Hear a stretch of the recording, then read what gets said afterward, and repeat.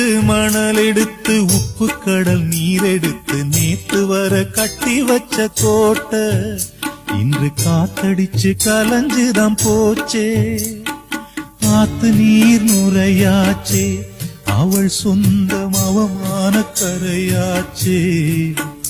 அட சாத்தி வச்ச வீட்டுக்குள்ளே ஏத்தி வச்ச விளக்காய் உள்ளத்துக்குள் சூடுபட்ட மலரே, இது ஊரு சனம் தள்ளி வச்ச நிலவே.